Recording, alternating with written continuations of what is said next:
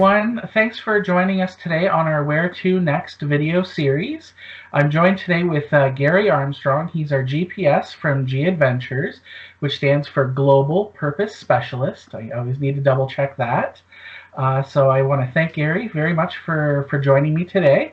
We're here today to talk about Vietnam, a destination that both of us actually have visited in the last couple of years, a great destination for all sorts of types of travelers.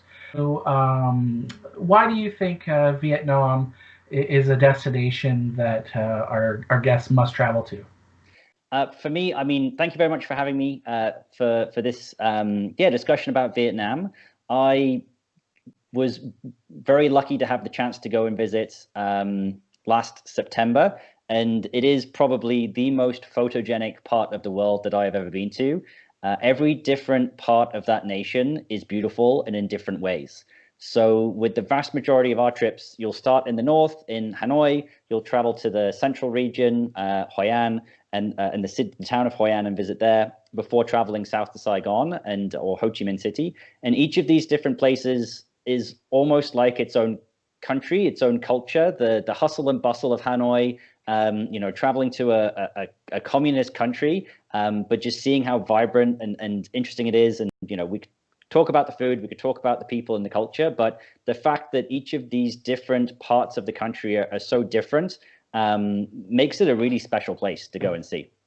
Absolutely. I remember just being in awe of all the people and all the cars everywhere. Just like I was just thinking, I don't know how there's that many people all in one area. I think there is a big rivalry between Ho Chi Minh City in the south and Hanoi in the north about who has the most scooters, because both places have the most scooters in the world, I think, but they're tied 1 and 2 for just that mode of transport.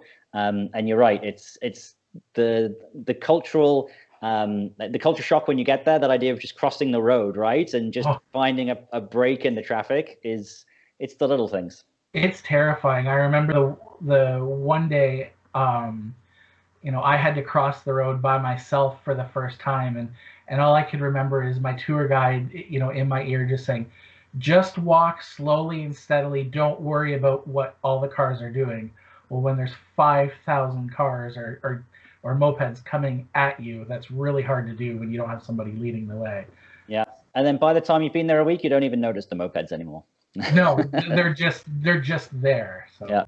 No, it's an amazing experience, I guess, is the best way to explain it. That just crossing the road in Vietnam is an experience all on its own. Well, it's what makes it such a great destination. You're not at home, right? You know that you're somewhere else. That sometimes that culture shock, that just pushing your comfort zone a little bit, going somewhere very, very different. I mean, that's why we want to travel, right? That's why we want to go places. Because you get that sense of how big the world is, but then you're there and you're eating the food and you're meeting the people and you're learning about, just seeing how friendly people are and how hospitable they are. And you realize, sure, I mean, it's very different, but so much is also the same, right? And that's I guess the joy of travel is both appreciating the differences between cultures, but then also appreciating the similarities that unite us as a civilization as well. Yeah, and I think that's what kind of makes it so popular for us to, for Canadians to travel to is just how same but different it is all at once. Yeah, it's warm there when it's cold here. You can go down the street and get some really great Vietnamese food here in Canada, and then you can taste what it really tastes like on the streets of Vietnam when you're there. The coffee, there's so many parts of Vietnamese culture that have, I mean, even the subs, right? The sandwiches, the things that have permeated Canadian culture, so that you see those little things that, oh yeah, and it's those reasons to go and visit Vietnam. And I think it is a reason why it's so popular. And it's such and we've said it a couple times, a beautiful and hospitable place. And I think that reminds us of the hospitality that we see when we travel in Canada as well. Absolutely. So what experiences would you tell our guests not to miss out while they're in Vietnam? I would say even just the way that you run your trip, like if you're starting in the north, right, and start in Hanoi, because it's very, very different to anything that you will potentially have experienced before, unless you've traveled in the region before. Saigon, I mean, if you're in the south, sorry, Saigon is the same as Ho Chi Minh City. It has a dual name. If you're in the south, then I mean, it's a big hustle bustle metropolitan city. I mean, you could be in any big metropolitan city, but if you visit to Hanoi, it's a beautiful city. The vast majority of G tours, you start in the French Quarter. There's lots to walk around and see and do. And then to move up, Ha Long Bay is going to be on almost every itinerary. But if you get the opportunity on some of our active trips, some of our National Geographic Journeys trips at G, you'll go to Mae Chau, or you'll go to the countryside just outside of Hanoi. I was traveling at the end of September, and we had the chance to see the rice harvest come in. So all the rice paddies were all full of rice, and the local people were out there harvesting the rice, and we actually had the opportunity to stop the vehicle and get out and meet the local people and quote unquote help them with the rice harvest. I don't know how much help we were, but just that chance to see not just the hustle and bustle and not just the beautiful area of Ha Long Bay, but to go and spend more time in the north and see some of the rural countryside out there. It's a very beautiful part of the world, and just a kind of a relaxing atmosphere there as well. Absolutely. Speaking of Ha Long Bay, that's one of the experiences that I really remember, is just how beautiful it is. I don't know how much time you got to spend there, but could you maybe just talk a little bit more to our guests about what they might expect in Ha Long Bay for them, like what it is? Yeah. So Ha Long Bay, it's a large bay in the northeast coast. And it's full of these limestone casts. So you see these large limestone pillars, and underneath those, a lot of them have caves within them. And so part of the journey, you'll get off the vessel and you'll go and do a bit of cave exploring. Now, these caves are massive. We're not talking about potholing or anything like that. I mean, you're not crouching down to get into any parts of those caves, but just the chance to explore those geological formations. There's optional kayaking. And when you're on a G trip, you're going to be staying on a junk boat. And these tend to be extremely comfortable, cozy, but comfortable. And the food is, you can't find a bad meal in Vietnam. I don't think it's possible. And so as part of all our itineraries, the food when you're on those junk boats going through Ha Long Bay, you're going to be well looked after as far as food service as well. But it's, wake up in the morning if you want. It was a bit rainy when we woke up, but often people get up early to get those sunrises over the bay as well. And so it's a beautiful day, a day and a half of sailing, and just enjoying the landscapes of that region. Yeah, it's absolutely gorgeous. I'll say I remember they invited us to wake up nice and early to do yoga up on the top deck, early in the morning. I personally chose to sleep in a little bit. Yoga is not totally my thing, but that is an option if our guests are interested in that. And I will say the meal we had on board that junk boat, and it's not junk. That's just what they call it. The boat is like very high class, very nice, accommodations. But I'll say that the food is probably one of the best meals I've ever had while traveling. And if you think you've seen a large shrimp while you're here at home in Canada, not even close. They have some pretty large looking shrimp on that boat anyways. What would you tell our guests for time of year to travel? Is there a best time to go or time to avoid? Yeah, I mean, try and avoid the rainy season unless you really love the rain. And so the dry season for the north is October through till March. We were there at the end of September, and we were just at the end of the wet season. The seasons actually, it depends on which part of the country you're in, depends on kind of how those seasons overlap. And so but if you're heading between our fall and winter, then that's going to be the best time depending on where you are in the country. But if you're spending more time in the north, then October, November, December, and January are the driest parts of the year. Do you have any tips or tricks that you could share with our guests? I'd say, I mean, it's always best to do a little bit of research before you go to a destination. And so, I mean, briefly reading up a little bit about the region that you're traveling to. Before I went, there was a fabulous documentary that I think is still on Netflix, just all about the Vietnam War. It is a major part of the most recent history of that country, and the documentary is just called The Vietnam War. In Vietnam, they call it obviously the American War or the American occupation of Vietnam.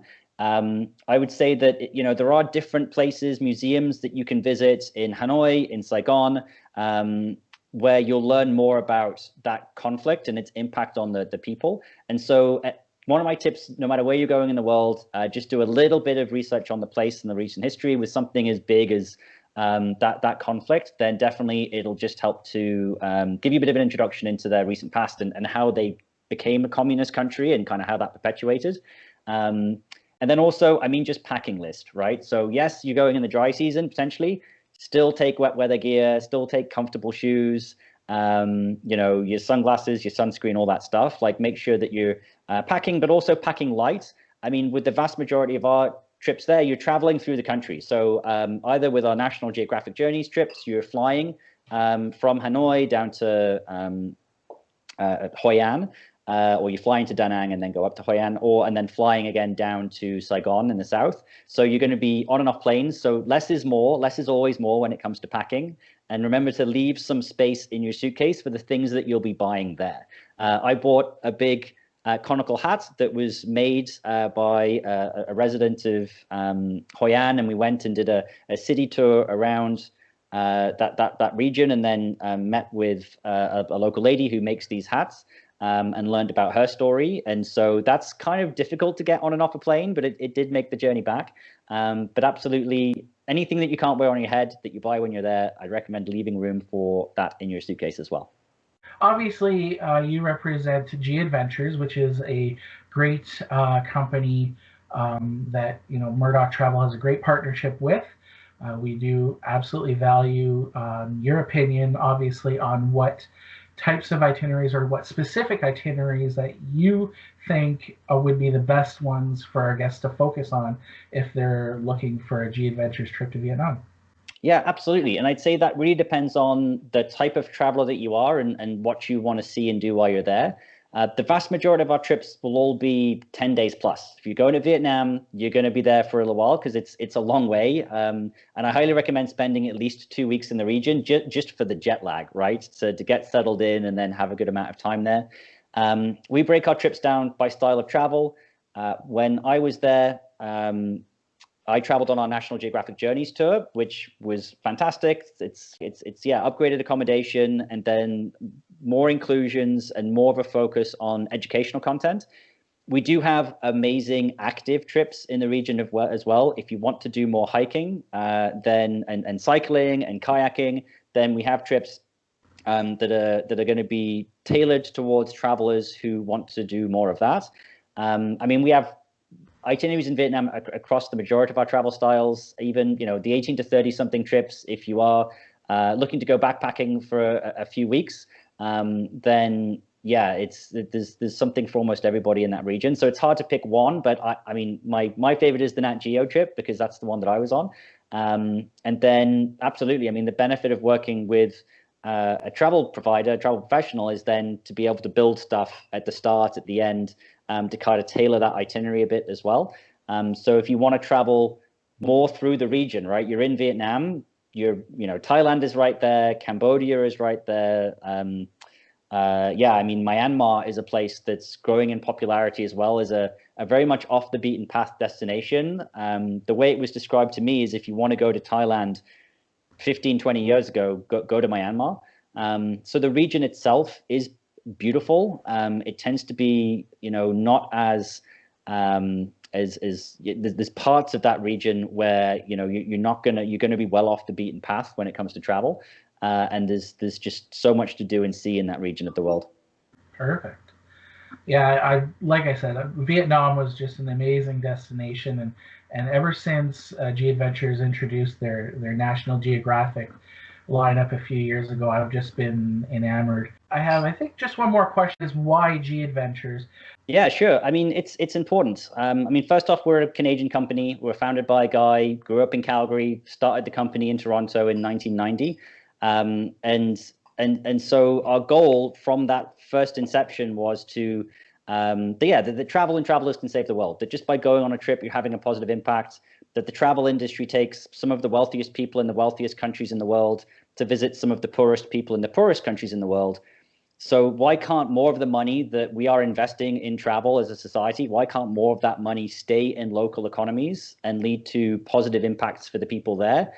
Bruce, our founder, he continues to talk about this idea of leakage, of the amount of money that you're spending on a trip not always staying in the destination as much as it could. And so about 5-6 years ago, G Adventures partnered with a non-profit organization, and they audited our entire supply chain to show exactly how much of the money that travelers are spending with us for in-trip costs, how much of that is going to local suppliers, local hotels, local restaurants, local providers of all of the services that you are paying for in destination, and then give us a score out of 100. So, what percentage is staying there? And so now on the vast majority of G Adventures trips globally, there is that Ripple score. And it's not how good the trip is, it is the economic sustainability of that trip. If you are spending $1,000 on a G Adventures trip, how much of that money for in-trip costs is going to local suppliers? And it's not us counting our own beans. It is a third-party company that literally sent interview questionnaires and asked for, difficult questions of all of our partners in every destination all over the world to find out more about, how many was the company locally owned, how many local people are working for it, and then, doing that as a third party to then provide us with those numbers. And as a company, I think our average still is 93 as a Ripple score across all of our 700 plus tours. And then, for each Vietnam itinerary, I don't know off the top of my head, but I don't think any of them are below 90%, and most of them will be 99 or 100%, based on the suppliers that we're using in that destination. Yeah, I think it's just, I can't speak enough to how much I feel like our dollars that we're spending staying locally. I just I love that Ripple scale, and yeah. I do pay attention a lot when I'm looking at your tours. Yeah, and more the things that we do at home are things that we want to continue to do when we travel. So that idea, especially right now, of shopping local, supporting local businesses, you can do that when you travel. When it comes to reducing plastic consumption, when it comes to, all the things that we are becoming more aware of at home, we don't need to suspend those practices and those beliefs when we go and travel places. We can make sure that we're doing the same things when we travel as well, that we want to do, to be good citizens when we're at home as well. Yeah. So is there anything else that you think that you want to add about either G Adventures or about Vietnam itself? It's an amazing place to go and visit. If I could be there next week, I would board that flight. It's such an amazing culture. I dearly miss the food and the friends that I made while I was there. And it's the same way that you can't get a bad meal in Vietnam, I think you're really going to struggle to have a bad time in the region as well, because it's very different. But if you're open to embracing those differences and learning about the different cultures, there's so much that it has to offer as from every aspect, from the beauty of the landscapes, the beauty of the food, the people who are there, who you'll meet, and just all the little quirks that make Vietnam what it is. So if there's one place that you want to travel to in 2021, 22, right, then I'd say a trip to that part of the world is definitely time well spent. Awesome.